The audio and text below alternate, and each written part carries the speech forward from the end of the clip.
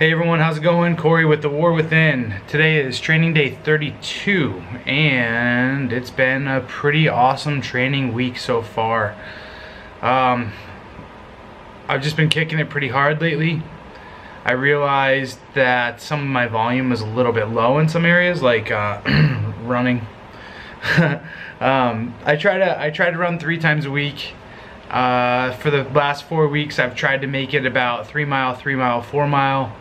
And during my duathlon this past Saturday, I just kind of realized I'm a little slacking and a little bit lacking in the run department. So I've tried to pick it up. I gave myself a little bit of rest though after Saturday, but yesterday, training day 31, I kicked it off with a good 5 mile run. Just tried to keep a 9:30, 10-minute pace. The only issue was I went to a triathlon clinic this past weekend, and they recommended that we start trying to run without socks. And I decided yesterday during my 5-6 mile run, I was actually shooting for 6 miles. But man, once I hit 5 mile, my feet were so blistered and torn that I just had to walk the remainder of the distance back to my vehicle. And then subsequently make a quick stop at CVS, get some moleskin and some bandages and some antibiotic cream or whatever, Neosporin. And that was that. But it didn't stop me from training. I ended up going to my master swim again last night. Man, I don't know, I'm in love with the water again. It's been remarkable, even if it's in the pool. My speed's getting back, I guess I could say like agility, my body connection of how I'm moving in the water and how I'm starting to get less stressed out, which is the biggest thing, and that's going to be able to help me float and propel better. I'm just improving overall. Today I did a 35 mile bike. I did my fastest 40K. I did my longest distance, 35 miles so far, trying to bump up. I want to try to hit 40 this weekend. Let's see, fingers crossed. I'm going to try to do that Saturday. And tomorrow I got to run. So let's see how my feet hold up tomorrow, but regardless, I'm going to try to put down another 5 miles tomorrow and then probably another 5 miles on Sunday. We'll see how it goes. Either way, enough about my training today. Let's get to the goods. So today I want to talk about a subject that is going to be a little weird to some people. You may have heard this stuff before. To my veteran community friends and stuff, this is going to be a little weird. But who cares? I like weird, I like taboo, I like the things that people aren't going to talk about. And when it comes to the war within, you got to do what you got to do, especially if you've been trying to do things. If you've been trying to do things to heal and they're not working, why do you continue to do the things that are not working? It's like hitting your head against the wall. So what I want to talk to you guys about today is speaking to your inner child. And it's something that I heard previous, but it was definitely brought up more so when I went down to Costa Rica. It was last month I went down to Costa Rica in order to I went through an iboga ceremony, and that was mainly due to the fact that through all the states of healing and all the things that I've done in order to heal lately, I still had a few things that I needed to clean up, and one of them was just a negative voice that kept repeating itself over and over.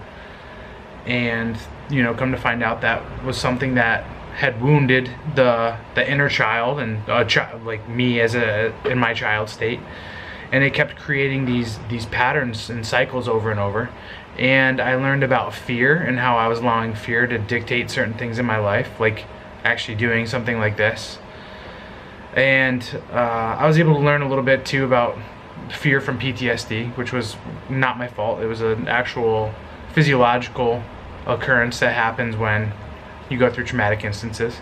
And I was able to learn a lot about negativity, but mostly, and I'd say the most important thing was, initially within my first ceremony with iboga, I was introduced to my inner child, and my inner child, who was probably about 5-year-old me, that's about the age where I started to kind of receive the traumatic instances, I guess. The inner child told me that he was sad.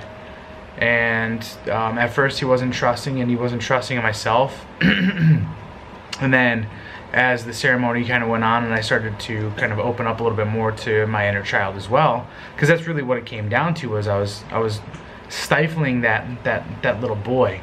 I was pushing him away because I didn't want to re-experience any of the stuff that he had gone through, the emotional state that the little inner child was going through. But I've realized, especially since coming back and talking to my psychologist as well, that having times where I check in during the day. Now, this isn't something I do every day. This is something, in me talking to you guys about this is something I want to practice a little bit more myself. But it's something that I should do at least 3 times a week, I think, is check in with that little boy and see how that little boy is doing. And the reason why I say that is this, because I've had a lot of issues with relationships.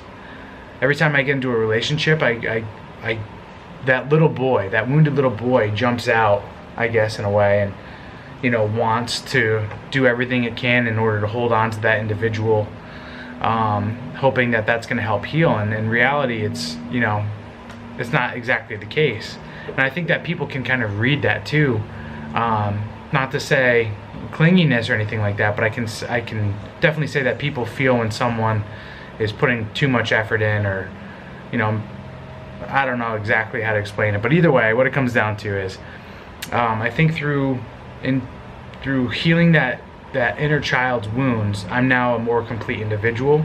I now have a better relationship with myself, so much so that I don't need to go seeking a relationship outside of myself in order to complete me.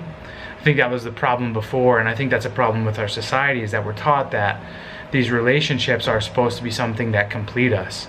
And I think that's why we see so many relationships go wrong. So I think that's where the issue was previously with my relationships as well, was I was looking for that person to be like the piece of the puzzle that completes me, and in reality, that's just way too much responsibility to put on another individual. And when you put that much responsibility on another individual, they're gonna back away. It's gonna happen 100% of the time. Well, I shouldn't say 100%. There's a ton of codependent people out there that make their relationships last forever, but I wouldn't say that's very healthy. So either way, hard subject to talk about too, just like my other one the other day with PTSD, but hey, we gotta clean up and we gotta do the work. So here's what it comes down to. I highly suggest people sit down and meditate. That's the best time, I would say, to do so. Otherwise, grab a journal and actually talk to yourself, and talk to the little boy or the little girl inside and say, hey, what are you feeling? What's going on? You know, where are you feeling erratic?